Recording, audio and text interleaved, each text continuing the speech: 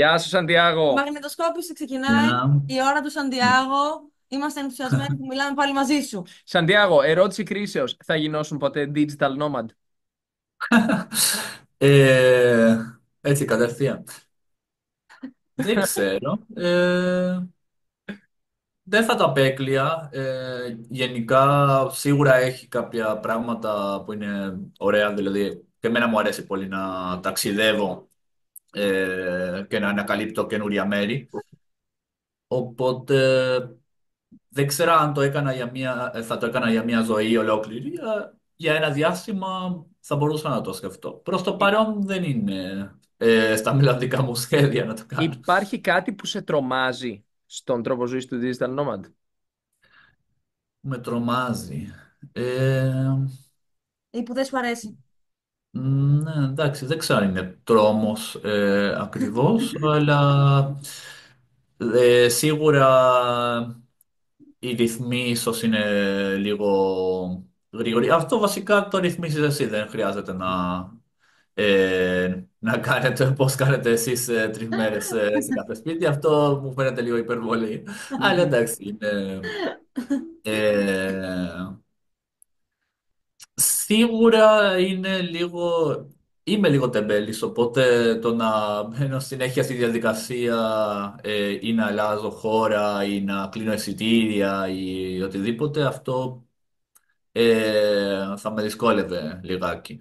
Ε, αλλά και αυτό είναι θέμα συνήθειας, Να μου λες, πιστεύω. Σαντιάγο, περίμενε. Φέτος πόσες φορές ταξίδευσες ή αν θέλεις μέσα στο 2024, γιατί το 2025 ακόμη έχει πολύ. Ναι, το 25. Ε, Εντάξει, πέρσι ήρθα και εδώ, έφυγα και από την Ελλάδα, οπότε είχα λίγο παραπάνω. Πήγα από την Ελλάδα, πήγα στην Ισπανία. Πριν έρθω εδώ, πήγα και 2-3 μέρες στη Λισαβόνα. Έχω συγγενείς εκεί. Και από εκεί ήρθα στην Ουρουγουάη. Για μήνες ήμουν εδώ, δεν ταξίδεψα καθόλου.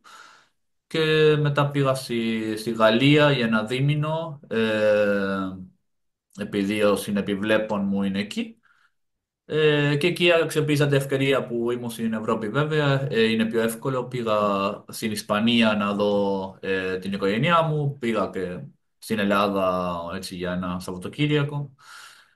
Και ναι, ένα σουκού πήγα επίση στις κάτω χώρες, στο Άμστερνταμ και στην Ουτρέχτη, Ο που Κωνσταντίνος έχω νομίζω φίλες. τα ρωτάει όλα αυτά για να σου πει ότι μπορεί τελικά να είσαι digital nomad χωρίς να το καταλαβαίνεις. Κατά τα άλλα, είσαι τεμπέλης, δεν ταξιδεύεις καθόλου, έχεις αλλάξει μόνο μερικές χώρες μέσα στο 2024, πετάχτηκες για κανένα Σαββατοκύριακο εκεί η Ολλανδία, λίγο Ελλάδα, Ισπανία, μετακόμιση στην Ουρουγουάη, αλλά δεν μπορώ ρε παιδιά την αλλαγή, τώρα πακετάρισμα και τέτοια, εγώ δεν είμαι Να για σου αυτά. ρωτήσω κάτι άλλο τον Σαντιάγο. Εσύ Ε, ε, πραγματοποιείς το διδακτορικό σου αυτή τη στιγμή στην Ουρουγουάη.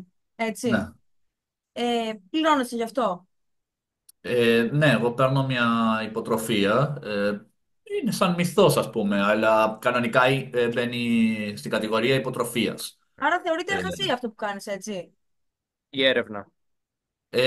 ναι, εγώ το θεωρώ εργασία. Γενικά, κάποιες φορές όταν μου λένε «Α, κάνεις διδακτορικό, αλλά τι δουλειά κάνεις», με μπέρδευε λίγο γιατί ε, όποιος κάνει διδακτορικό παράγει πράγματα, παράγει γνώση. Δεν είναι μόνο όπως όταν φοιτείς σε προπτυχιακό, σε μεταπτυχιακό ενδεχομένως, που μελετάς πράγματα που ήδη υπάρχουν και δίνεις εξετάσεις κλπ. Κάνει και άλλα πράγματα. Είναι ερευνητική δουλειά. Και άμα δεν Ε, πληρωνόσουν, θα εξακολουθούσε να ήταν εργασία. Δηλαδή, η εργασία ορίζεται ως κάτι που εσύ, ας πούμε, δίνεις το χρόνο σου ως αντάλλαγμα χρήματα, ή η εργασία είναι ότι απλά παράγεις έργο, κατά τη γνώμη σου. ε, Ετυμολογικά μάλλον το έργο είναι απλώς ότι παράγεις έργο, έτσι, ότι κάνεις κάτι. Το Ε, χόμπι, και ποια είναι η διαφορά μεταξύ εργασίας και χόμπι. Αυτό συνήθως, ναι, συνδυάζουμε εργασία με μισθό ή με κάποια αμοιβή. αυτό είναι και ένα θέμα, για παράδειγμα, για πολλές γυναίκες που για χρόνια δεν εργάζονταν έξω από το σπίτι, αλλά μέσα στο σπίτι έκαναν πολλά πράγματα. Και υπάρχουν χώρες βέβαια όπου αυτό έχει αναγνωριστεί ως εργασία για να μπορέσουν να πάρουν σύνταξη, για παράδειγμα. Γιατί για πολλά χρόνια μπορεί και ο νόμος να απαγόρευε να δουλέψουν ή μπορεί γενικά οι κοινωνικές συνθήκες να ήταν διαφορετικές. Αλλά όταν μεγαλώσουν βρίσκονται σε μια κατάσταση κάπως πιο, πώς Ευάλωτη. να το πω, Άδικοι. ευάλωτη, ναι. Άδικοι, Για γιατί εργαζόντουσαν όλη τους τη ζωή, αλλά δεν αναγνωρίζονται, ας πούμε, οι οικιακές εργασίες ως μια πραγματική δουλειά που αξίζει Που είναι, μισθό. συγγνώμη, είναι και η πιο σημαντική. Δηλαδή, λέμε ότι α, δουλεύω, δουλεύω, δουλεύω, αλλά στο τέλος, γιατί δουλεύουμε άμα δεν είναι για να ζήσουμε? Ζούμε για να δουλεύουμε ή δουλεύουμε για να ζούμε? Στο τέλος δεν είναι το πιο σημαντικό από όλα ότι γινόμαστε άνθρωποι ολοκληρωμένοι, με διάφορες γνώσεις, με ολοκληρωμένη προσωπικότητα που μπορούμε να ανταπεξέλθουμε στις συνθήκες τις οποίες βιώνουμε και να δημιουργήσουμε κάτι καινούριο, να προσφέρουμε έργο στους επόμενους. Πώς θα το κάνουμε αυτό αν δεν υπάρχει ένας γονέας ο οποίος θα μας καθοδηγήσει, θα μας υποστηρίξει σε αυτή τη διαδικασία για να μπορέσουμε να φτάσουμε στο σημείο να γίνουμε παραγωγικά μέλη της κοινωνίας, τα οποία προσφέρουν στην κοινωνία, αλλά και πολύ περισσότερο και πιο σημαντικό στην ανθρωπότητα. Αν δεν υπάρχει κάποιος ο οποίος κάνει αυτό, τότε ποιος θα το κάνει? Και αν αυτό δεν θεωρείται δουλειά ή ας πούμε εργασία, τότε τι είναι εργασία? Να είμαι έξω από το σπίτι μου να βάφω ένα τοίχο, ενώ κάποιο είναι μέσα σε αυτό το σπίτι και μεγαλώνει ανθρώπου, και τελικά αυτό που βάφει τον τοίχο εργάζεται και αυτό που είναι μέσα και μεγαλώνει του ανθρώπου δεν εργάζεται. να. Ε, ναι, νομίζω τα πράγματα τώρα για πολλούς ανθρώπους τα βλέπουν κάπως πιο ρευστά ή λίγο... Ναι, είναι πιο περίπλοκα. Δεν μπορούμε να το ορίσουμε έτσι με, με σαφήνεια, πιστεύω. Αυτό που λένε σε Αλλά σένα, άρα τι δουλειά κάνεις, κάνεις μεταπτυχιακό και πού δουλεύεις. Διδακτορικό, έτσι. διδακτορικό. Συγγνώμη. Ναι. Έχει και μια διαφορά. Και εγώ λαμβάνω πολλά τέτοια σχόλια που μου λένε Μμμ. «Α, εντάξει, εσύ δεν δουλεύεις, πάλι καλά που ανεβάζεις μερικά βιντεάκια και έχεις βρει και μερικά κορόιδα να τα παρακολουθούν και να κερδίσεις χρήματα έτσι. Αλλά είσαι την μπέλα, δεν δουλεύεις». Εσύ θεωρείς ότι το να φτιάχνεις βιντεάκια, ας πούμε, είτε είναι για την τηλεόραση, είτε είναι για τα μέσα κοινωνικής δικτύωσης, είναι εργασία ή όχι? Αφού αφιερώνεις χρόνο σε αυτό, ναι, σίγουρα είναι Δεν έχει με το εργασία. χόμπι τότε. Αν αμείβεται ή όχι άλλο αυτό, αλλά από τη στιγμή που αφιερώνεις ένα μέρο του χρόνου σου ε, και δεν το κάνεις μόνο κάπως σαν χόμπι, όπως λέγαμε, με την έννοια ότι το κάνω και εντάξει δεν με νοιάζει και πολύ, απλώς το κάνω για να το απολαύσω. Αν Οπότε, κάποια στιγμή... Ναι. παράδειγμα, άμα εγώ αρχίσω να μαθαίνω κιθάρα ή μια ξένη γλώσσα, αυτό δεν σημαίνει ότι επειδή αφιερώνω χρόνο σε αυτό, ότι είναι εργασία. Έτσι. Ε, ναι, γι' αυτό εκεί η διαφορά έγκυται νομίζω στο σκοπό που έχουμε. Μπορεί κάτι να ξεκινήσει ενδεχομένω ως χόμπι. Εντάξει, το κάνω και δεν με ενδιαφέρει και ιδιαίτερα, απλώς περνάω καλά. Και μετά μετατρέπεται σε κάτι άλλο, γιατί το βλέπουμε πιο σοβαρά, με άλλες προοπτικές. Αυτό γίνεται νομίζω πολλές φορές, έτσι ξεκινάνε και στο YouTube και Facebook και διάφορα. Ε, αυτό, ναι, δεν ξέρω, είναι... Ε, Υπάρχουν πιο σημαντικά επαγγέλματα από άλλα ή υπάρχουν επαγγέλματα που θα έπρεπε να ντρεπόμαστε άμα τα κάνουμε, θα ξεσκούμε. Ε, θα, το ότι θα έπρεπε να ντρεπόμαστε... Εντάξει, δεν εννοώ δολοφόνος Ναι, Ναι, γιατί εντάξει. ή υπάρχει. έμπορος Να το ναρκωτικών. πούμε αυτό, υπάρχουν και αυτά τα επαγγέλματα, τα λίγο Ναι, αυτό θα ιερά. έλεγα, ότι Πάλι κάποια καλά, αλλά και αυτό επαγγέλματα είναι. σίγουρα δεν... Από... Συγγνώμη, δηλαδή όταν δουλεύεις για το στρατό και σου ζητήσει η κυβέρνησή σου να σκοτώσεις κάποιον, Δεν θεωρείται επάγγελμα. Θεωρείται, Άρα αλλά δεν θεωρείται επάγγελμα όταν σου ζητήσει ο νονός της μαφίας να εκτελέσεις κάποιον. Νομίζω και στις δύο περιπτώσεις επάγγελμα είναι. Απλώς όντως υπάρχει κάτι εκεί πέρα το οποίο διαχωρίζει τα δύο και νομίζω όμως είναι επάγγελμα. Κατά τη γνώμη μου, σε κάθε ε, Ναι, περίπτωση. δεν λέω. Ε, από τη στιγμή που δεν εντάξει, βλάπτεις κάποιον. δεν είμαι πολύ υπέρ των στρατών γενικά. Πιστεύω ότι καλό θα ήταν στο μέλλον κάποια στιγμή να φτάσουμε στο σημείο το να μην χρειάζονται οι στρατοί. Ε, και επίσης πολλές φορές στην ιστορία, ναι, ήταν απλώς δολοφόνοι με στολή. Οπότε εκεί αγγίζουμε άλλο θέμα πολύ περίπλοκο. Αλλά ναι, σίγουρα επάγγελμα είναι. Γι' αυτό λέω, το να ντρεπόμαστε εξαρτάται. Ό,τι προσφέρει, μπορεί να προσφέρει στην κοινωνία και δεν είναι κατά των ανθρωπίνων δικαιωμάτων, καλοδεχούμενο. Αν κάτι είναι κατά των ανθρωπίνων δικαιωμάτων, πρέπει να το δούμε, να το αναθεωρήσουμε ίσως. Αλλά δεν πρέπει να είμαστε και πάρα πολύ αυστηροί με την έννοια ότι πολλές φορές, για παράδειγμα, κάποια νέα παιδιά που αρχίζουν να πουλάνε ναρκωτικά ή κάτι τέτοιο, δεν είναι ότι θέλουν να κάνουν κακό σε κάποιον.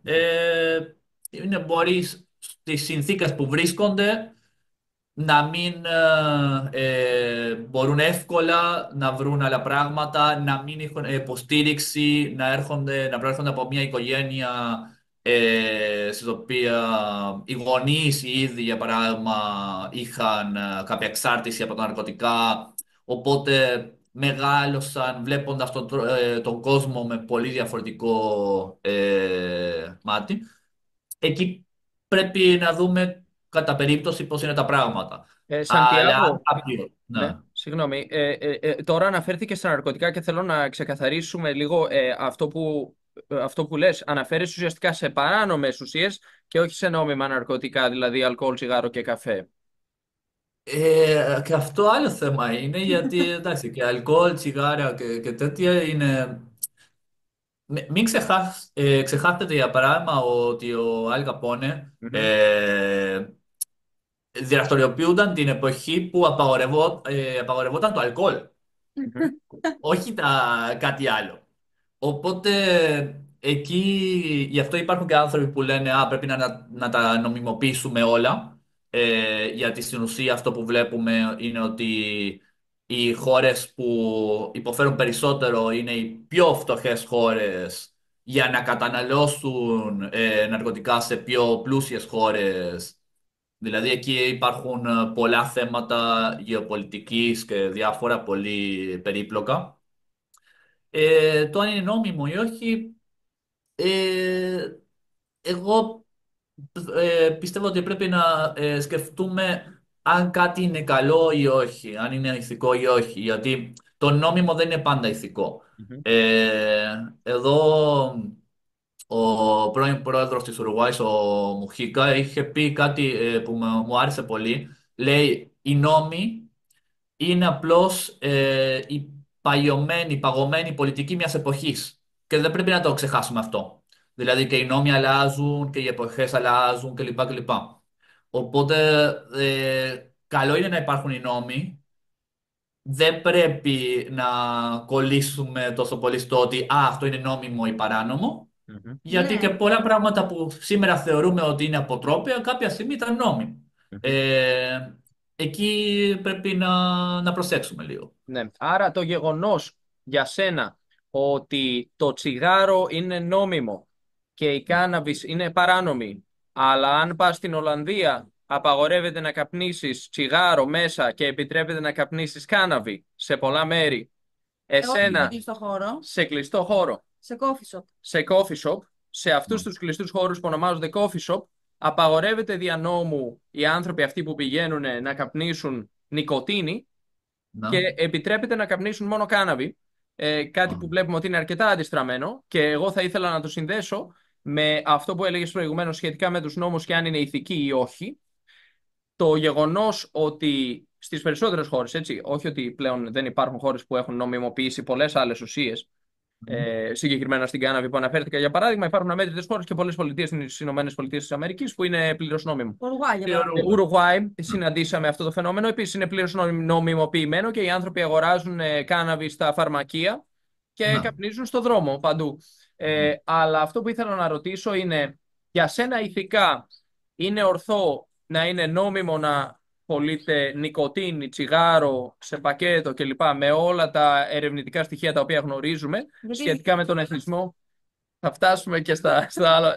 Περίμενε όμως. Μιλάμε για μια ουσία η οποία οδηγεί πολλούς ανθρώπους στο θάνατο και το γνωρίζουμε πάρα πολύ καλά αυτό. Ναι. Μιλάμε για τεράστια ποσοστά προβλημάτων τα οποία υπερβαίνουν κατά πολύ πολλές άλλες ουσίες μαζί, ετησίως.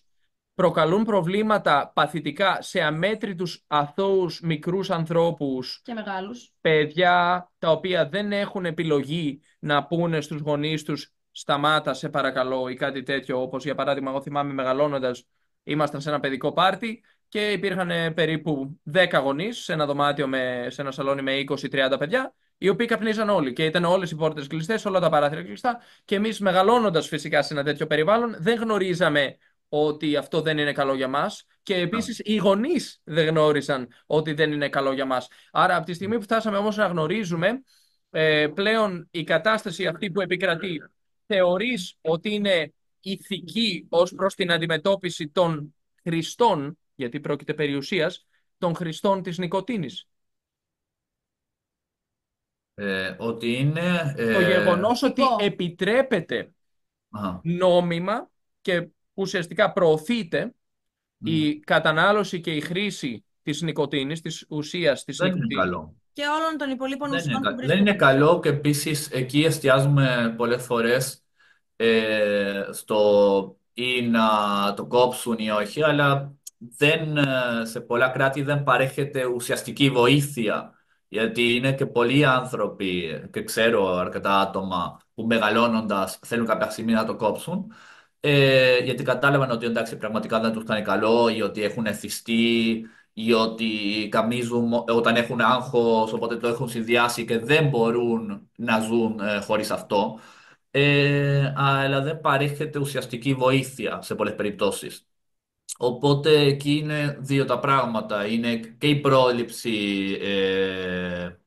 πραγματικά να εκπαιδεύσουμε, να πούμε ότι αυτό είναι κακό κλπ.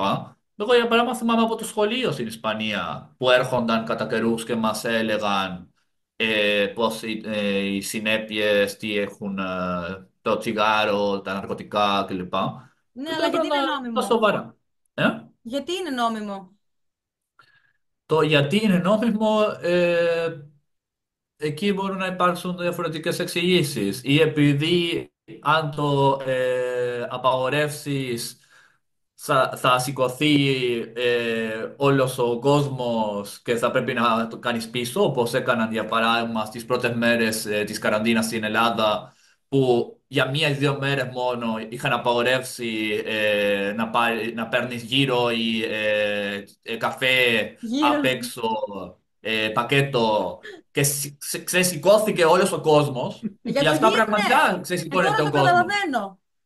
Πολλά Πραγματικά, πράγματα συμβαίνουν αυτό στη χώρα λέω, μας. γι' αυτά ξεσηκώνονται. Αν Στη είναι χώρα για μας καλύτερους μυθούς, όχι. όλα μπορούμε Ε, να τα ανεχτούμε. Αλλά όχι να μας κόψουν το καφέ και το Αυτό και το είναι το θέμα. τσιγάρο. Το ίδιο θα γινόταν τώρα, λέγαμε, επειδή γίνονται πολλά επεισόδια, ξέρω εγώ, στα γήπεδα, θα τα κλείσουμε για ένα διάστημα μέχρι να βρούμε και να ερευνήσουμε κάθε περίπτωση, ξέρω εγώ. Εκεί πάλι θα γινόταν χαμός. Οπότε δεν είναι ότι δεν έχει δύναμη ο κόσμος, είναι ότι μόνο κάποια πράγματα λιγότερο ίσως σημαντικά για το κοινό καλό ενδιαφέρουν αρκετά, ξεπερνώντας το όριο των ιδεολογιών. Γιατί εκεί είναι το θέμα. Ότι μας έχουν χωρίσει έτσι σε κουτάκια Κατηγορίες. και σε κάποια πράγματα που λέμε, εντάξει, επειδή εσύ πιστεύεις αυτό, Το αν είναι νόμιμο ή όχι, μπορούμε να πούμε για παράδειγμα ότι το κράτος παίρνει φόρου από το τσιγάρο, μεγάλο φόρο. Που δεν θεωρώ ότι είναι κακό, γιατί εντάξει, θέλεις να κάνεις κακό στον εαυτό σου, τουλάχιστον με το κακό που προκαλείς στον εαυτό σου και στους υπόλοιπους, να προσφέρεις και στο κοινό καλό, θεωρώντας ότι εντάξει, αν χρησιμοποιηθούν σωστά οι φόροι, γιατί άλλο αυτό το θέμα. Ναι. Αλλά σε κάποιες χώρες όντως χρησιμοποιούνται. Και ακόμη και στις χώρες που δεν χρησιμοποιούνται τόσο σωστά, κάποια πράγματα σίγουρα λειτουργούν σε ένα ελάχιστο επίπεδο σωστά. Οπότε και αυτό δεν πρέπει να το ξεχάσουμε. Δηλαδή, σίγουρα υπάρχει περιθώριο για βελτίωση. Και για τα άλλα ναρκωτικά ή τα άλλα θέματα, είναι θέμα εκπαίδευσης και είναι όπως αυτό λέγαμε και κάποια στιγμή με τη διατροφή, με το... Μετά είναι και η ελευθερία μας. Εκεί μπαίνει πάντα το κομμάτι του εμείς επιλέγουμε. Εγώ μπορώ να επιλέξω να κάνω κακό στον εαυτό μου. Ναι. Αλλά να κάνω κακό στους υπόλοιπους. Όχι. Αυτό δεν Αυτό είναι ο θα λόγος που έπρεπε να... το κράτος έχει απαγορεύσει το κάπνισμα σε κλειστούς χώρους. Πολλοί νομίζουμε ότι νοιάζεται απλά για τη δημόσια υγεία, ενώ ο πραγματικός λόγος είναι γιατί ο καπνιστής έχει ήδη πληρώσει τη θεραπεία του καρκίνου του μέσω των φόρων που έχει λάβει το κράτος μέσω της αγοράς καπνού και τσιγάρων κατά τη διάρκεια πολλών ετών και αυτός έχει πληρώσει ήδη τη θεραπεία του καρκίνου του, αλλά ο μη καπνιστής που έχει πάθει τη βλάβη μέσω του παθητικού καπνίσματος δεν έχει πληρώσει τίποτα για τη θεραπεία του καρκίνου του και έτσι βάζει το κράτος μέσα. Ναι, η αλήθεια είναι ότι Ε, αυτή είναι μια κοινική προσέγγιση. Δεν μπορούμε να πούμε δηλαδή ότι είναι κάπου γραμμένο, αν θέλει, σε κάποια εγκύκλιο κυβερνητική όσον αφορά την προσέγγιση, αλλά σίγουρα είναι μια πραγματικότητα. Δηλαδή το γεγονός ότι υπάρχουν άνθρωποι οι οποίοι προκαλούν, γιατί γνωρίζουμε ότι προκαλούνται όλα αυτά τα προβλήματα υγείας, όχι μόνο φυσικά από την πρακτική του καπνίσματος, από τον εθισμό στην νοικοτήνη, αλλά και από πρακτικές όπως κακής διατροφή κλπ. Γνωρίζουμε ότι ο δρόμος σε όλες αυτές τις επιλογές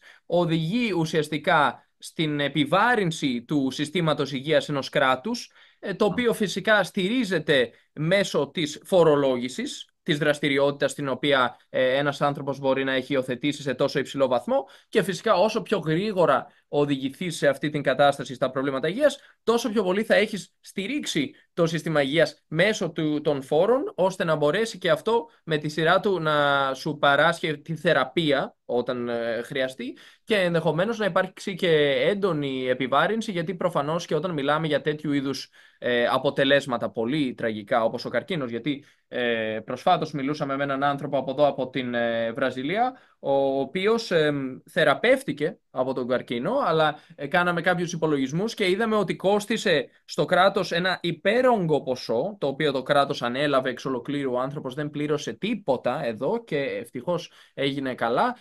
Ήταν αποτέλεσμα αυτός ο καρκίνος της κακής του διατροφής και ο ίδιος άνθρωπος έχει αλλάξει πλέον, έχει κάνει πώς να το πούμε, στροφή 180 μοιρών και πλέον τρώει πολύ υγιεινά κλπ. Ωστόσο, οι αποφάσεις του ή μάλλον το γεγονός ότι δεν τα είχε σκεφτεί πολύ καλά προηγουμένως αυτά τα πράγματα, οδήγησαν το σύστημα υγείας του κράτους του σε ένα τέτοιο υπέρογκο κόστο, έξοδο ας πούμε, αν θέλεις. Και αυτό μέσα στην κατανάλωση, χρήση τέλος πάντων του τσιγάρου, το βλέπουμε ότι όντως ενδεχομένως να εξυπηρετεί σε μεγάλο βαθμό αυτή τη σκοπιμότητα, αυτή η υψηλή φορολόγηση. ναι, μπορεί γι' αυτό, μπορεί και άλλοι να είναι οι λόγοι. Ένας παππούς μου, για παράδειγμα, πέθανε από καρκίνο που σχετιζόταν με τα τσιγάρα. Ε, αλλά, ναι, το θέμα είναι κάποια πράγματα μπορεί να είναι καλά ακόμη και αν ο σκοπός με τον οποίο έγιναν ήταν άλλος. Και επίσης πολλές φορές μπορούμε αναδρομικά να ερμηνεύσουμε τι έγινε. Εκεί πρέπει να προσέξουμε λιγάκι, γιατί αν θέλουμε και είμαστε πολύ προσκολλημένοι σε μια ιδέα, μπορούμε να δώσουμε την ερμηνεία που θέλουμε εκ των υστέρων. Αλλά τα πράγματα πάντα βλέπουμε όταν έχουν γίνει τι έγινε και πιο πριν. Δεν είναι πολλοί άνθρωποι που παρακολουθούν όλη την πορεία και βλέπουν με λίγο πιο ολιστική έτσι, εικόνα τι γίνεται. Τώρα, ναι, για τα τσιγάρα, για πράγμα, θυμάμαι ότι ήταν από τα θέματα που με ενοχλούσαν περισσότερο όταν πρωτοπήγα στην Ελλάδα, που όπου και να πήγαινα, κάπνιζα μέσα. Μμμ. Και έφευγα από οπουδήποτε ήμουν έτσι, με μυρωδιά τσιγάρου. Και δεν μου άρεσε. Πέρα από το ότι δεν μου αρέσει η μυρωδιά, είναι και τα ρούχα και κλπ. Αλλά και η υγεία. Εγώ δεν έχω θέμα. Αν κάποιο θέλει να το κάνει, εντάξει, αυτό καλό θα ήταν γενικά να υπάρχει και βοήθεια για όσους θέλουν να το κόψουν και γενικά ενημέρωση για το ότι είναι κακό κλπ. Είναι περίπλοκο με την έννοια ότι όλοι ξέρουμε ότι σε έναν βαθμό κάποια πράγματα που κάνουμε δεν είναι τελείως υγιεινά, τελείως καλά. Για παράδειγμα, εγώ που και που θα πιω μια κοκακόλα και ξέρω ότι είναι πολύ χειρότερη από την πύρα, για παράδειγμα. Ε, οπότε εκεί μπαίνει και λίγο το κομμάτι της προσωπικής ευθύνης, αλλά και σίγουρα είναι καλό να μετρήσουμε και το κομμάτι των πόρων που αφιερώνονται σε κάτι που είναι ουσιαστικά οι πόροι όλων μας, είναι οι φόροι όλων μας και ε, εκεί όλα αυτά περνάνε από την εκπαίδευση. Πάντα η βασικότερη λύση είναι η εκπαίδευση. Το θέμα είναι ότι τώρα, έτσι όπως είναι η κοινωνία μας, ε, πάντα ήταν ότι όλη η κοινωνία, όλο το περιβάλλον κάπως εκπαίδευε με την έννοια ότι δεν είναι μόνο το τι θα κάνεις στο σχολείο ή τι θα σου πούν στο σπίτι, είναι και το τι βλέπεις δίπλα σου και τι κάνουν οι φίλοι σου κλπ. Τώρα έχουμε και το καλό και το κακό γυρνώντας και σε αυτό με τα social κλπ. Το ότι έχουμε και πολλά περισσότερα ερεθίσματα. Οπότε ή μπορούμε να διαλέξουμε να μείνουμε στο αυτό που μας βολεύει, που μας λένε αυτό που θέλουμε να ακούσουμε, ή να δούμε και διαφορετικές απόψεις και σιγά σιγά να προσπαθήσουμε να διαμορφώσουμε και μια δικιά μας άποψη, να έχουμε και τον σεβασμό στους άλλους και να προσπαθήσουμε πραγματικά να υπάρχει μια καλύτερη ζωή για όσους περισσότερους ανθρώπους γίνεται. Γιατί χωρίζουμε, κάποιες φορές λένε «Α, αλλά αυτοί και αυτοί». Όχι. Πολλοί άνθρωποι θέλουμε καλύτερες συνθήκες για όλους τους ανθρώπους. Όχι μόνο για, ξέρω εγώ, τους... Εμάς, για τον εαυτό ε, μας. Δεν για τον θέλουμε εαυτό συνθήκες μας μόνο για την ή όχι οικογένειά μας μόνο και για... εμείς, για όλους. Τι? Ναι, Είμαστε ναι, συνάνθρωποι, δεν είμαστε απλά άνθρωποι. Δεν μπορούμε να ζούμε μόνοι φυσικά. μας και να αδιαφορούμε για οτιδήποτε συμβαίνει γύρω μας. Και πάνω σε αυτό θέλω Ναι. να σε ρωτήσω κάτι ακόμα. Συμβαίνουν Μμ. διάφορες συζητήσεις στην Ελλάδα σχετικά με τους σεισμούς στη Σαντορίνη αυτή τη Ναι. στιγμή. Και κάτι που δεν μου άρεσε είναι ότι διάβασα πολλά σχόλια που λένε καλά να πάθουνε. Δείτε τώρα πώς είναι που υπερχρεώνετε τους τουρίστες κτλ. Πάρτε τα, εκδίκηση δηλαδή, και χαίρονται με την στεναχώρια των ανθρώπων που αναγκάζονται να εγκαταλείψουν τα σπίτια τους, ας πούμε, λόγω Αυτό είναι σεισμών. θλιβερό. Αυτό είναι θλιβερό, είναι κακανδρεχές, τι να πω. Τέτοια σχόλια είναι κακανδρεχή. Και δεν πιστεύω ότι βοηθάνε κάπου. Και γιατί Ε, συμβαίνουν. Γιατί κάποιος να πει κάτι τέτοιο.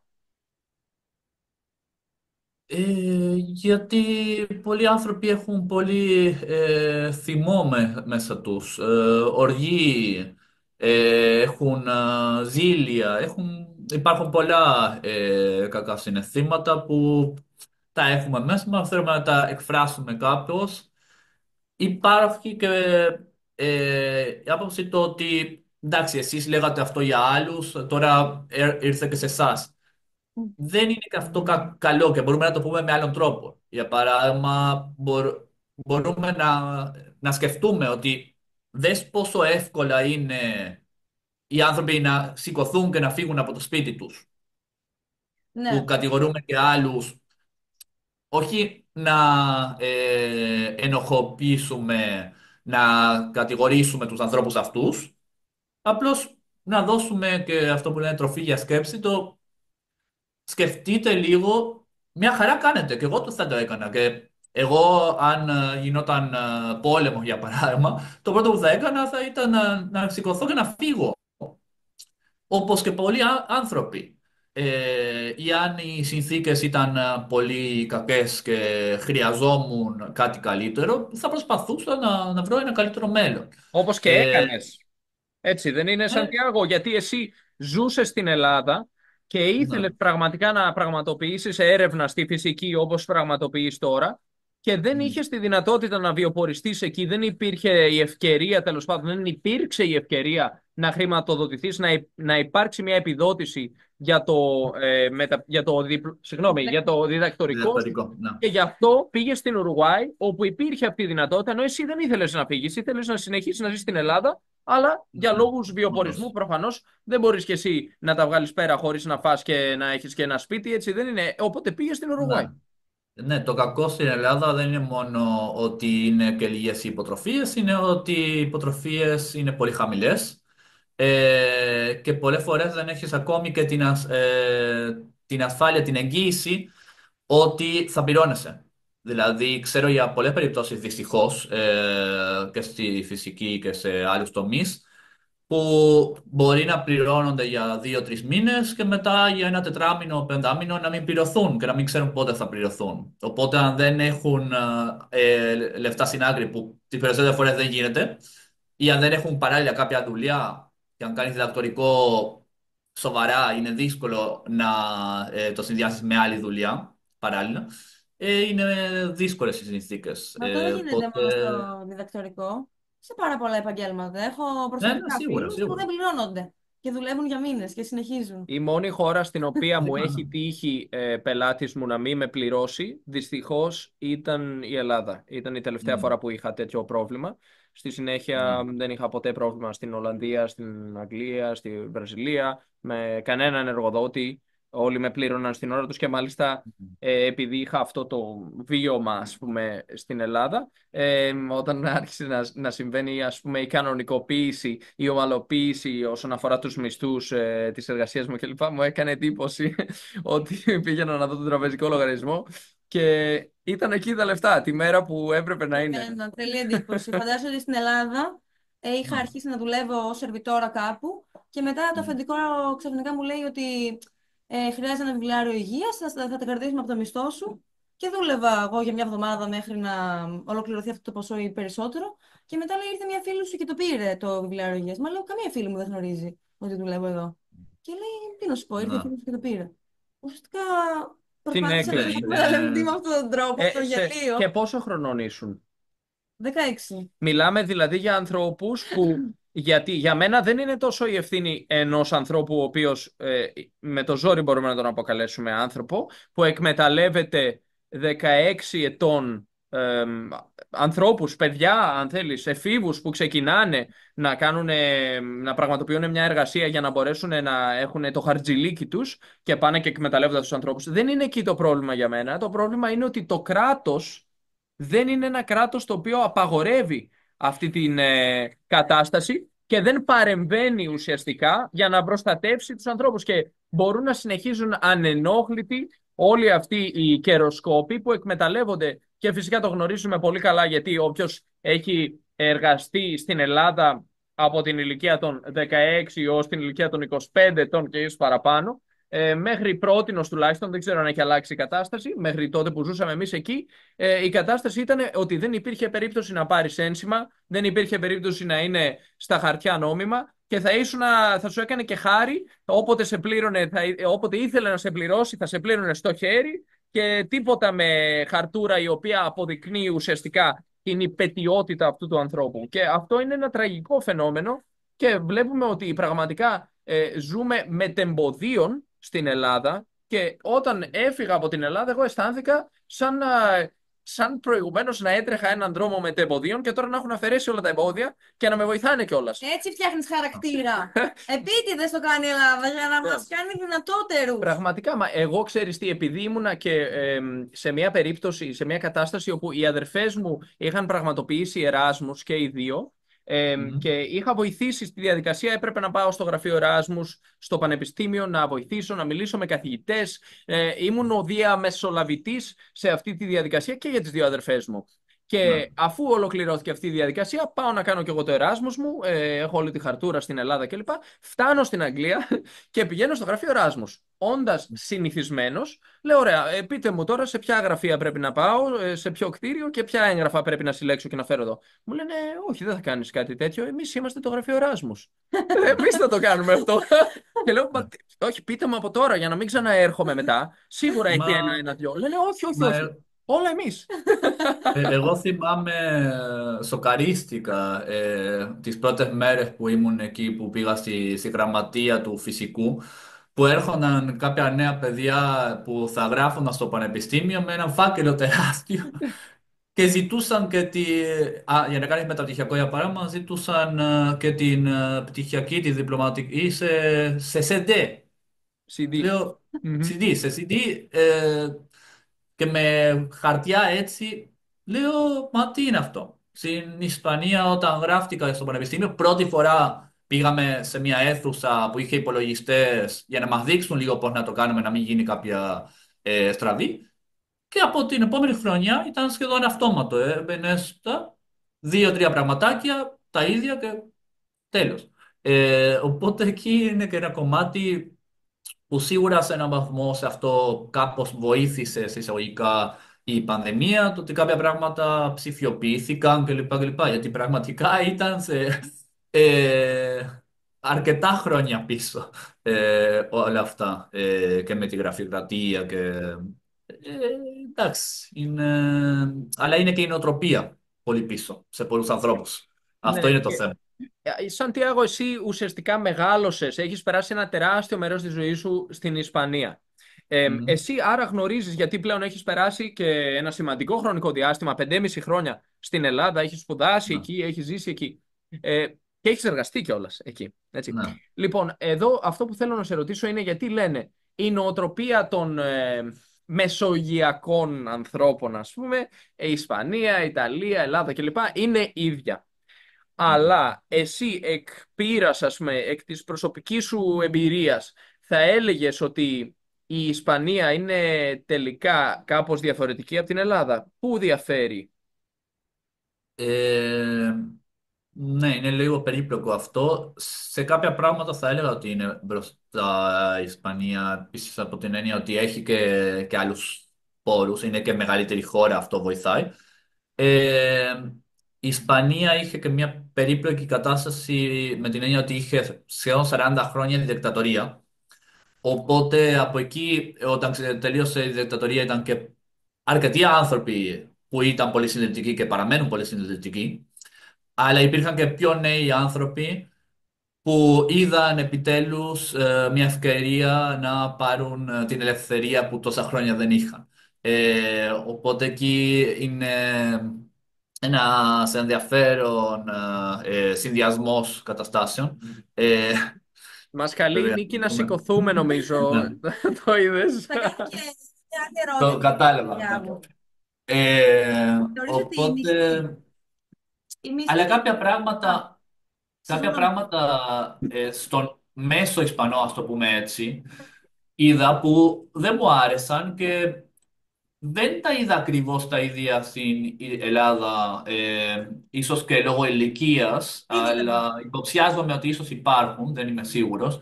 Για παράδειγμα, θυμάμαι όταν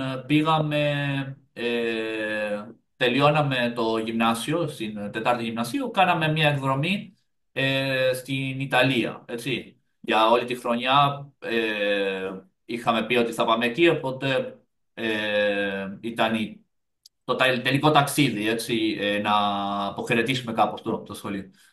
Και πήγαμε στη Ρώμη και στη Φλωρεντία. θυμάμαι αρκετά άτομα από τις τάξεις εκεί, από την τάξη μου και από τις άλλες τάξεις, να λένε «Α, εδώ είναι πολύ ακριβά όλα, τα σουβενίρ κλπ. Λέω, μας κλέβουν», επίσης έλεγαν. Λέω, εντάξει, είναι ακριβά, είναι τουριστικό, ό,τι θέλετε, αλλά κανένας δεν σε εξαναγκάζει να τα αγοράσεις. Ε, και αυτό που έκαναν, και πραγματικά ακόμη και σήμερα κρατώ μια πολύ πικρή ανάμνηση, ε, όχι λίγα άτομα, όχι πάρα πολλά, αλλά τουλάχιστον 10 μπορεί να ξέρω, που έκλεψαν κάποια πράγματα. Έκλεψαν από τα σουβενίρ, ξέρω εγώ. Υπάρχει μάλιστα κάποια κορίτσια που στη βαλίτσα είχαν γεμίσει μια βαλίτσα με πράγματα κλεμμένα. Και η δικαιολογία ήταν ότι είναι πολύ ακριβά, μας κλέβουν. Λέω, μα ακούς αυτό που λες? Εγώ θέλω να πιστέψω ότι ήταν κάτι της εφηβείας, ας πούμε, ξέρω εγώ, μια χαζομάρα εισαγωγικά, και Ναι, ότι άλλαξαν αυτό το τρόπο να βλέπουν τα πράγματα. ναι, Αλλά αυτό που σίγουρα. έλεγαν είναι που το άκουσαν και από το σπίτι του, ότι βλέπω αυτό και μου κλέβουν. Εγώ κάποιες φορές είπα στη μητέρα μου πήγα εδώ ή εδώ και μου φάνηκε λίγο ακριβό. Και της έλεγα τιμές και λίγο πώς είναι η ποιότητα του μέρους και μου έλεγε και αυτό σου φαίνεται ακριβό, δηλαδή σχέση τιμής ποιότητας. Γιατί είναι αυτό το θέμα, ότι πολλές φορές εστιάζουμε το ότι κάτι είναι φθηνό ή ακριβό, αλλά πολύ συχνά τα πολύ φθηνά είναι και κακής ποιότητας. Όχι πάντα. Ναι, Υπάρχουν... ιδίω Όχι πάντα, ταξιδεύοντα. όχι πάντα βέβαια. Είναι αλλιώ Υπάρχουν γιατί πολλά κάθε πράγματα που είναι οικονομία. Κάθε οικονομία είναι Υπάρχουν αλλιώ. πολλά πράγματα που είναι ακριβά και είναι κακής ποιότητας επίσης. Αλλά άλλες φορές για πράγματα για το φαγητό, αν είναι πιο σπιτικό φαγητό ή οτιδήποτε, λογικό είναι να κοστίσει περισσότερο από κάπου που τα έχουν όλα κατεψυγμένα και δεν ξέρεις ουσιαστικά τι τρως. Μμμ. Και το ίδιο με πολλά άλλα πράγματα. Μετά το θέμα του τουρισμού, σίγουρα και τα σουβενίρ είναι πιο ακριβά και ό,τι θέλεις, αλλά από την άλλη και τα ενοίκια στο κέντρο της Ρώμης για ένα μαγαζί θα είναι και πιο ακριβά, ανάλογα. Οπότε δεν νομίζω και να είναι εκατομμυριούχοι οι περισσότεροι άνθρωποι που έχουν ένα μικρό μαγαζί με σουβενίρ. Υπάρχουν πολλές περιπτώσεις. Μα δεν έχει σημασία άμα είναι Αυτό, εκατομμυριούχο ή άλλο, άρα αξίζει να τον κλέψει. Είναι τελείω διαφορετικό το ζήτημα. Δεν θα έπρεπε να κλέψει τον οποιοδήποτε άνθρωπο. όχι, Είναι ένα φυσικά δημόσιο, δεν. άρα τελείωσε. Και εγώ το έχω κάνει. Ήμουν παιδάκι και Ναι. είχα κλέψει ένα λουκέτο σε ένα πανηγύρι και την Μμ. πλήρωσα. Γιατί έπρεπε να το κουβαλάω σε όλη τη βόλτα, ε, Ναι. να το κρύβω μέσα στο μανίκι μου, να φοβάμαι και να λέω μετά, μα δεν χρειαζόμουν λουκέτο. Γιατί το Ναι. έκανα εξ αρχή. Η Τι ψυχολογία τι τη είναι μάζα. αυτό. Μάτας, μόνη μου το έκανα. Και το μετάνιωσα, γιατί δεν θέλω ποτέ να ξανασυμπεριφερθώ με αυτόν τον τρόπο από εκείνη τη στιγμή. Και λέω, Ναι. για ποιο λόγο το έκανα. Κάποιες φορές η κλεπτομανία δεν έχει να κάνει με το ότι χρειάζεσαι κάτι. Θα, το, θα πω κι εγώ ότι μπορεί να είναι λόγω ηλικίας καμιά φορά, να παρασυρθείς Ακριβώς. από κάτι, Αλλά ένα συναίσθημα, να το αυτός είναι δοκιμάσεις. ο λόγος που χρησιμοποιούν το επιχείρημα, το πούμε έτσι, που χρησιμοποιούν κάποιοι άνθρωποι και στην Ισπανία και στην Ελλάδα, το έχω ακούσει, για να δικαιολογήσουν για παράδειγμα τη φοροδιαφυγή. Λένε επειδή αυτοί κάνουν αυτά ή επειδή κάποιοι πολιτικοί ή κάποιοι επιχειρηματίες κλέβουν, θα το κάνω και εγώ, δεν θα είμαι και χαζός. Ε, και είναι λάθος νοοτροπία. Γιατί πραγματικά αν το κάνουμε όλοι είναι Ναι, κατά των δεν θα πάμε πολύ συμφερόντων μας. μπροστά αν το κάνουμε όλοι. Να σε ρωτήσω κάτι. Θεωρείς ότι ο κλέφτης είναι επάγγελμα? Κλέφτες. Υπάρχουν και κλέφτες που το κάνουν σαν επάγγελμα, ξέρω εγώ. Υπάρχουν και αυτοί που λένε, εμείς λέμε στα ισπανικά la ocasión hace al ladrón, δηλαδή η ευκαιρία κάνει τον κλέφτη. Με την έννοια ότι κάποιο μπορεί να μην το έχει σκεφτεί ποτέ, αλλά αν δει την ευκαιρία να το κάνει. Όχι, εννοώ Αυτό στοχευμένα. Να είναι κλέφτης ο άνθρωπος. Να εργάζεται καθημερινά μερικές ώρες ως κλέφτης. Φαντάζομαι ότι υπάρχουν και υπάρχουν Ναι. και κάποιες οργανώσεις που γενικά ναι και κλέβουν σπίτια και διάφορα τέτοια. Και κάτι Αλλά ακόμα. Οι να, πολιτικοί παίρνουν ένα χι μισθό, ένα ποσό. Από να. πού θεωρείς ότι βγαίνει αυτό το μισθό? Πιστεύεις ότι... Ο μισθός. Είπα το μισθό. Ναι. Οκ. Από πού θεωρείς ότι βγαίνει αυτό το ποσό? Είναι κάτι που αποφασίστηκε από το λαό? Πηγαίνει ανάλογα με τις ευθύνες του ανθρώπου που εργάζεται ως πολιτικός? Θεωρείς ότι είναι δίκαιο το ποσό, ας πούμε, να μην δίνει το κράτος σε έναν άνθρωπο που πραγματοποιεί το διδακτορικό του, αλλά οι πολιτικοί να παίρνουν υψηλούς μισθούς? Πιστεύεις ότι πάει ανάλογα με τα καθήκοντά τους, ότι είναι δίκαιο? Δεν ξέρω γενικά Τα νούμερα. κάποια νούμερα έχω υπόψη μου, αλλά γενικά δεν ξέρω πώς ορίστηκαν. Πολλές φορές μου έχω την εντύπωση, μάλλον έτσι είναι, ότι κάποια πράγματα απλώς τα κρατάμε επειδή έτσι ήταν πάντα. Ε, Ορισμένες φορές υπάρχουν και πολιτικοί που λένε «Α, θα ανεβάσω το μισθό μου», που αυτό τις περισσότερες φορές νομίζω ότι δεν είναι και πολύ σωστό.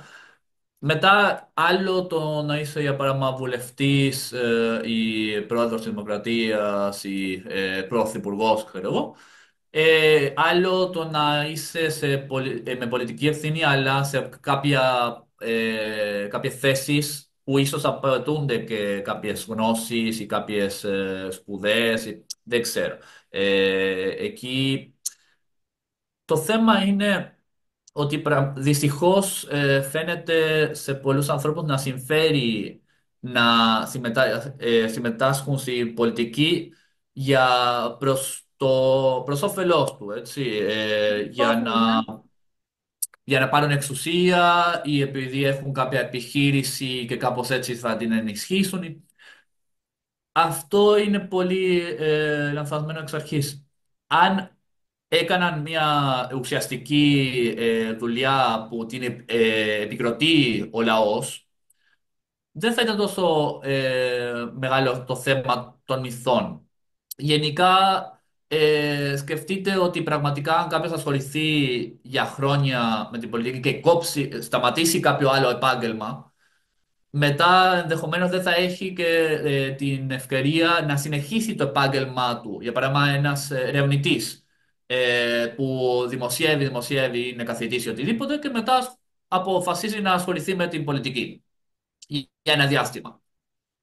Αν εσύ για 5 χρόνια ή 4, όσα είναι, δεν δημοσιεύσεις, θα έχεις μείνει πίσω και είναι πάρα πολύ απίθανο να μπορέσεις να ανταγωνιστείς. Οπότε από αυτή την άποψη δεν πρέπει να το κρατήσουμε υπόψη το ότι σίγουρα κατά κάποιο τρόπο πρέπει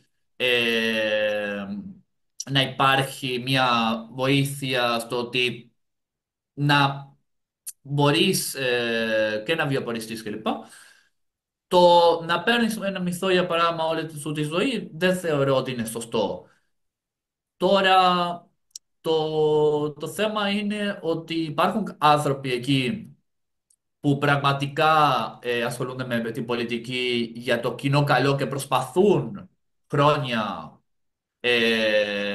να αλλάξουν τα πράγματα και έχουν χάσει πολλά, δηλαδή έχουν θυσιάσει πραγματικά πολλά γιατί θεωρούν ότι είναι το καλό, ότι είναι κάπως ένα ηθικό καθήκον, ότι θέλουν να προοδεύσει η κοινωνία. Υπάρχουν και άλλοι, ίσως και περισσότεροι δυστυχώς, που βολεύονται και βρίσκουν κάπως τον τρόπο να εκμεταλλευτούν την κατάστασή τους. Και αυτό είναι το κακό. Δηλαδή, αν πάμε πίσω στον Πλάτωνα που έχουμε καιρό να τον αναφέρουμε, έλεγε ότι οι κυβερνώντες, για παράδειγμα, δεν πρέπει να έχουν καμία περιουσία. Γιατί πρέπει να τα δίνουν όλα στον λαό. Εσύ, Και Κωνσταντίνε, τι ουσιαστικά πιστεύεις? ε? Ο Ναι, και Κωνσταντίνος, ουσιαστικά Περίμενε, έλεγε. να ακούσουμε τι έλεγε ο Πλάτωνας και μετά να εγώ μοιραστούμε και τις συμφωνώ πάντως απόψεις με μας. αυτό. Δηλαδή, άμα θέλεις να Ναι. κάνεις όντως καλό στο λαό σου, δεν το κάνεις για οικονομικό όφελος. Ναι, φυσικά υπάρχουν και κάποια απαραίτητα με την έννοια ότι αν πρέπει να είσαι σε μια πόλη πιο ακριβή ή οτιδήποτε, πρέπει να καλύψεις τα έξοδά σου. Από εκεί και πέρα, το πόσο παραπάνω είναι άλλη συζήτηση.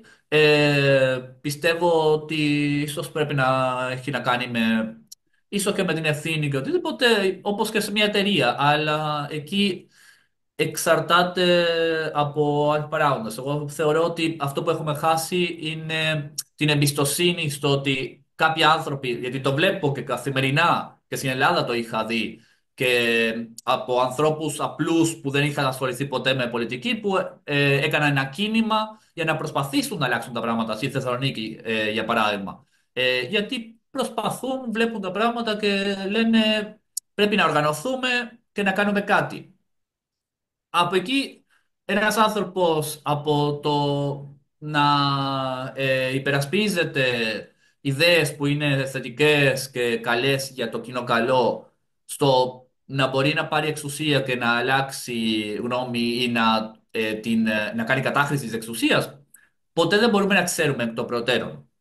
Αλλά σίγουρα σε πολλές περιπτώσεις όταν έχουμε δει μια πορεία που ένας άνθρωπος στις καθημερινές πράξεις είναι συνεπής, δίνει τα πάντα στους άλλους, είναι πιο πιθανό όταν φτάσει σε θέση εξουσίας να μην το ξεχάσει αυτό και πραγματικά να προσπαθήσει να βοηθήσει. Η ερώτησή Γιατί, όμως είναι άλλη. Γιατί ο ναι, πολιτικός 10.000 το μήνα και ο Φούρνερης 500 ευρώ. Ναι, δηλαδή, αν θέλεις, για να πούμε και λίγο πιο ακριβή τα ποσά, για τους πολιτικούς στην Ελλάδα είναι πιο κοντά στις 5.000 καθαρά το μήνα, συν κάποια άλλα μπόνους και βοήθεια που έχουν φυσικά επιδόματα και παροχές, αυτοκίνητο και ξέρω εγώ τι άλλο. Για τους ευρωβουλευτές είναι πιο κοντά στις 10.000 ευρώ το μήνα, ίσως καθαρά 8.500 κάπου εκεί, συν ίσως περίπου 5.000 για το γραφείο τους, ενοικίαση χώρου, βοηθό κλπ. Θεωρούμε λοιπόν ότι αυτά τα ποσά αντικατοπτρίζουν ενδεχομένως το μερίδιο ευθύνης ή αν θέλεις τη δυνατότητα να παραγάγουν ένα τεράστιο αντίκτυπο για την κοινωνία μέσω αυτής της παροχής. Άρα πρέπει να επιχορηγήσουμε, να επιδοτήσουμε αυτό το σημαντικό έργο που αυτοί οι άνθρωποι θα παράγουν σε βάθος χρόνου και γι' αυτό κάποιος κάπου έχει σκεφτεί ότι το ποσό των 5.000 ευρώ αντιστοιχεί για παράδειγμα σε αυτού του επίπεδου την εργασία για έναν πολιτικό, έναν βουλευτή στην Ελλάδα, ενώ ενδεχομένως ένας γιατρός ο οποίος είναι χειρουργός ανοιχτής καρδιάς, κάνει επεμβάσεις, είναι ένας άνθρωπος που σώζει ανθρώπους καθημερινά στο επάγγελμά του, αλλά δεν είναι τόσο σημαντικό, αξίζει ίσως 1.000 με 1.500 ευρώ το μήνα ή 2.000 ευρώ το μήνα, αλλά ο πολιτικός που βγαίνει διαρκώς στα κανάλια να εξηγήσει, για παράδειγμα, ότι υπάρχει ένα πρόβλημα με το θέμα των τεμπών και δεν μπορούμε τελικά να ανακαλύψουμε ποιανού η ευθύνη ήταν, δυστυχώς, οπότε πρέπει να προχωρήσουμε με τη ζωή μας γιατί η ζωή είναι ωραία. Έτσι έχει λοιπόν κάπως αποφασιστεί αυτό το ποσό. Πώς ναι. λοιπόν μπορούμε να αντιστοιχίσουμε αυτό το ποσό στο επίπεδο της προσφοράς αυτών των ανθρώπων και δεν μπορούμε εκ των υστέρων βλέποντας ότι μέχρι τώρα δεν αντιστοιχεί στο επίπεδο της προσφοράς, δεν αντιστοιχεί 5.000 ευρώ, δεν αντιστοιχούν σε αυτό το οποίο μας έχουν προσφέρει οι πολιτικοί μας μέχρι τώρα. Δεν θα μπορούσαμε να πούμε, κοιτάξτε, να το δούμε λίγο αναδρομικά. Τα τελευταία 100 χρόνια, να μην πω περισσότερο γιατί η Θεσσαλονίκη δεν ήταν στην πραγματικότητα μέρος της Ελλάδας πιο πριν. Συχνά το ξεχνάνε αυτό. 200 χρόνια πριν ήταν. Ναι, οι άνθρωποι από άλλα μέρη της Ελλάδας, ιδίως πιο νότια, που απέκτησαν την ελευθερία τους λίγο νωρίτερα, ξεχνάνε ότι εμείς είχαμε 500 χρόνια σκλαβιάς. Και αυτοί είχαν 400. 400-500, ναι. Καμιά φορά θεωρούμε ότι, ξέρεις, ξεκινάνε όλα το 1828-29, ας πούμε, κάτι τέτοιο. Αλλά δεν ισχύει ακριβώς αυτό. Θεωρούμε λοιπόν ότι βλέποντας πίσω αξίζει τελικά. Ήταν σοφή αυτή η επιλογή, αυτοί οι άνθρωποι να παίρνουν αυτό το ποσό ή μήπως πρέπει να γίνει κάποιο είδους αναθεώρηση και αν ναι, πώς θα γίνει αυτή η αναθεώρηση για να αντικατοπτρίζει περισσότερο το γεγονός ότι οι άνθρωποι οι οποίοι ζουν στην κοινωνία αυτή τη στιγμή, οι οποίοι προσφέρουν πολύ περισσότερο στους γύρω τους, κυριολεκτικά όντως, και δεν ζημιώνουν τους ανθρώπους γύρω τους όπως κάνουν συχνά οι πολιτικοί. Πώς μπορούμε να αναθεωρήσουμε ενδεχομένως? Είναι εφικτό? Φυσικά και είναι εφικτό, πιστεύω, απλώς πρέπει να υπάρχει θέληση. Ποιος θα Και αναθεωρήσει, ποιος θα υπογράψει αυτό το έγγραφο που λέει ότι δεχόμαστε να υποβαθμιστούν οι, οι, Οι ίδιοι. οι μισθοί των α, πολιτικών. αυτό δεν ξέρω, αλλά κατά πάσα πιθανότητα αν υπήρχε πραγματικά μια τέτοια θέληση και ένωση, γιατί πιστεύω ότι σε αυτό πάρα πολλοί άνθρωποι ανεξαρτήτως ιδεολογίας θα συμφωνούσαν, θα μπορούσε να γίνει και με δημοψήφισμα. Γιατί όχι. Να κατέβει κατά χ ποσό ο Μμμ. μυθός όλων των εκλεγμένων πολιτικών. Για παράδειγμα. Και προηγουμένως Ε, ανέφερες και ανθρώπους οι οποίοι προσφέρουν και λες προσφέρουν, βοηθάνε, στηρίζουν και αν είναι τέτοιου είδους άνθρωπος και φτάσει να είναι πολιτικός, τότε θα συνεχίσει λογικά να το κάνει. Μήπως τελικά, να το πάμε λίγο αντίστροφα, αν είναι τέτοιος άνθρωπος δεν θα καταλήξει ποτέ να είναι εύκολα πολιτικός γιατί υπάρχει μέσα στο σύστημα μία κλίκα η οποία πιέζει προς συγκεκριμένες κατευθύνσεις όχι επειδή είναι συνειδητή διαδικασία, αλλά επειδή είναι ο ρόλος που επιτελούν μέσα σε ένα σύμπλεγμα από σκοπιμότητες. Υπάρχουν δηλαδή πολλοί άνθρωποι στη Βουλή οι οποίοι εξυπηρετούν συγκεκριμένους ρόλους και σκοπούς ως μαριονέτες ενός συστήματος και φυσικά οι ίδιοι το μόνο που θέλουν είναι την διαιώνιση αυτού του ωραίου και παχυλού μισθού ώστε να εξυπηρετούν τις σκοπιμότητες που εξυπηρετούν ως μαριονέτες και στη συνέχεια δεν μπορεί να εμφανιστεί ένας άνθρωπος ο οποίος δεν εντάσσεται μέσα σε αυτό το πλαίσιο. Γιατί φαντάσου μια χοροδία. Στη χοροδία όλοι έχουν το ρόλο τους. Κάθε όργανο παίζει με συγκεκριμένο ρόλο, με συγκεκριμένο τρόπο και υπάρχει ένας μαέστρος.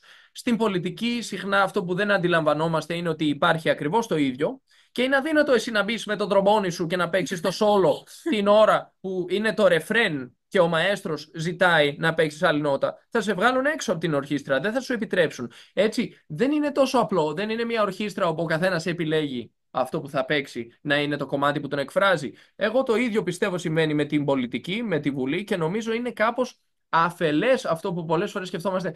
Αχ, να βρεθεί ένας καλός άνθρωπος να κάνει ρεσί το καλό και το σωστό, γιατί περιμένουμε τόσο καιρό. Μα δεν είναι δυνατόν να περιμένουμε μέσα σε ένα παιχνίδι το οποίο είναι στημένο και όλοι εξυπηρετούν σκοπιμότητες και μόλις πάνε να κάνουν έστω και κάτι λίγο διαφορετικό, κατευθείαν το ίδιο σύστημα θα τους αφαιρέσει κατευθείαν, θα τους βγάλει εκτός Βουλής, θα δεχτούν σφοδρή επίθεση από το ίδιο το σύστημα, γιατί δεν μπορείς να επιτεθείς στο ίδιο το σύστημα το οποίο αυτοσυντηρείται και έχει σκοπό αυτοσυντήρηση ουσιαστικά και διαιώνισης αυτών των ωραίων και παχυλών μισθών συν της εξουσίας που έρχεται μαζί με το ρόλο τους.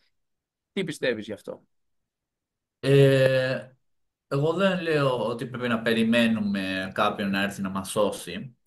Λέω ότι απλώς υπάρχουν και άνθρωποι που πραγματικά το προσπαθούν. Υπάρχουν και άνθρωποι που ενδεχομένως να μην το γνωρίζουμε τόσο πολύ, αλλά να είναι και αυτή τη στιγμή στη Βουλή και πραγματικά να προσπαθήσουν με τη δικιά τους άποψη να υποστηρίξουν και την κοινωνία. Γιατί δεν ξέρω εσείς, αλλά εγώ προσωπικά δεν ξέρω όλους τους ανθρώπους που είναι εκεί μέσα Όχι. και δεν μου αρέσει να τα ισοπεδώνουμε όλα. Επίσης, και εγώ θεωρώ ότι πολλά πράγματα πρέπει να αλλάξουν στο το σύστημα ε, ή ακόμη και να γκρεμιστεί και να ξαναγεννηθεί. Αλλά το θέμα είναι ότι αν τα σκεφτούμε, κάποια πράγματα λειτουργούν και πρέπει να λειτουργήσουν με συγκεκριμένο τρόπο. Ε, Γιατί μιλάμε για μεγάλες κοινωνικές ομάδες που υπάρχουν και κάποιες υπηρεσίες κλπ. Που πρέπει να υπάρχουν και να λειτουργούν ανεξαρτήτως κυβέρνηση για πράγμα και σε έναν βαθμό έτσι γίνεται. Δηλαδή αυτό που βλέπουμε είναι η μύτη του παγόβουνου και πολλές φορές εστιάζουμε στο ότι νομίζουμε ότι αυτό είναι η πολιτική. Δεν είναι. Η πολιτική είναι πέρα από το ότι μας, γιατί οι πράξεις μας στην κοινωνία, το να απαιτήσουμε ή όχι στους εκπροσώπους να κάνουν κάτι, να απαιτήσουμε να γίνει δημοψήφισμα ή οτιδήποτε, αυτό είναι ευθύνη μας. Επίσης, δεν πρέπει να αφαιρέσουμε την ευθύνη μας από εμάς. Είναι και σε πιο χαμηλά στρώματα της κοινωνίας και γενικά στην τοπική διοίκηση ενός μικρού χωριού χαμένο σε κάποιο νησί. Δηλαδή όλα αυτά είναι μέσα στο τι είναι η πολιτική. Το ότι πρέπει να αναθεωρηθούν πολλά πράγματα, εγώ πιστεύω πως ναι. Ε, Πρέπει να υποστηρίξουμε ανθρώπους που θέλουν να ασχοληθούν με θεσμική πολιτική και φαίνεται ότι πραγματικά θα μπορούσαν να κάνουν διαφορετικά τα πράγματα. Πίστευω πως ναι. Στο βαθμό που πραγματικά βλέπουμε ότι είναι ειλικρινής η προσπάθειά τους ε, και με το που αλλάξουν γνώμη, αλλάξουν κατεύθυνση, να αφαιρέσουμε την στήριξή μας. Δηλαδή, αυτό που υπάρχουν είναι ότι κάποιοι άνθρωποι, πιστεύω, θεωρούν ότι επειδή εγώ στηρίζω αυτόν τον άνθρωπο, τότε πρέπει να τον στηρίξω στην κάθε του πράξη. Όχι. Ναι, δεν ισχύει κάτι Μπορεί τέτοιο. αυτό να μου αρέσει και κάτι άλλο να μην μου αρέσει και να του ασκώ κριτική. Και Εννοείται. παρόλα αυτό να έχει την υποστήριξή μου. Από την άλλη, πρέπει και εμείς ως λαός να είμαστε, πώς να το πω, συνειδητοί πολίτες, να προσπαθήσουμε να απαιτήσουμε όσο γίνεται τα πράγματα να γίνουν με σωστό τρόπο. Αλλά γι' αυτό αν είμαστε πολύ χωρισμένοι, δεν θα πετύχουμε ποτέ. Μόνο σε κάποια πράγματα αν ενωθούμε, όπως είδαμε και με τις συγκεντρώσεις για τα τέμπη, που εκεί υπήρχαν πρόσωπα από όλα τα πολιτικά κόμματα και άτομα που δεν ασχολούνται καθόλου με θεσμική πολιτική κλπ. Δηλαδή ήταν ένας κοινός στόχος που είχαν. Ε, Αν βρίσκαμε τον τρόπο να ασχοληθούμε με θέματα αυτά καθ' αυτά και να δούμε ποιοι υποστηρίζουν αυτό ή ποιοι όχι, και όχι τόσο πολύ να πάρουμε όλο το πακέτο. Γιατί αυτό είναι το θέμα, ότι νομίζουμε ότι πρέπει να αγοράσουμε όλο το πακέτο μιας ιδεολογίας, μιας παράταξης, ενός πολιτικού κόμματος ή οτιδήποτε. Όχι, μπορεί εγώ να συμφωνήσω σε αυτό με σένα, σε αυτό με σένα, σε αυτό και διαμορφώνω κάπως τη γνώμη μου. Όλα αυτά που Ε, λες είναι ωραία, απλά είναι λίγο γενικά και αόριστα. Και για να αλλάξει κάτι, νομίζω δεν μπορεί να είναι γενικό και αόριστο. Πρέπει να είναι στοχευμένο, συγκεκριμένο και κάπως έτσι νομίζω ότι μπορεί πραγματικά να αλλάξει κάτι. Όπως και να έχει, πολλοί άνθρωποι έχουν χάσει ελπίδα ότι μπορεί να αλλάξει κάτι μέσω της πολιτικής. Η δική μου άποψη είναι ότι ο πιο αποτελεσματικός τρόπος είναι να αλλάξουμε τους εαυτούς μας, τον τρόπο που λειτουργούμε εμείς οι ίδιοι και να μην Βέβαια. περιμένουμε από κανένα να μας σώσει. Αυτό προτάσει και ο Ακριβώς, Σαντιάγο. ναι. Είναι Είναι και ακριβώς η το δική σου ίδιο. άποψη, είναι αυτή. Και νομίζω ότι κάπου εδώ πρέπει να το κλείνουμε κιόλα. Ναι, Αλλά ναι. βέβαια θα τα ξαναπούμε με τον Σάντι. ναι. Κάθε φορά έχουμε Ωραία. ενδιαφέρουσες συζητήσεις. Ευχαριστούμε όσους παρακολούθησαν το βίντεο. Ευχαριστούμε τον Σάντι και ευχαριστούμε και τους εαυτούς μας. Και ευχαριστούμε και την Νίκη που μας το κόψε εδώ, γιατί άμα δεν μας το κόβε, εμείς θα συνεχίζαμε για πάντα. Έχουμε αυτό το Ναι, κουτούρι, μάλλον. νομίζω, Σαντιάγο. Είμαστε ένα χαλασμένο jukebox. Μόλις πατήσει το play, δεν σταματάει ποτέ. Να είσαι Ναι. καλά, Σαντιάγο. Τα λέμε στο επόμενο επεισόδιο. Γεια.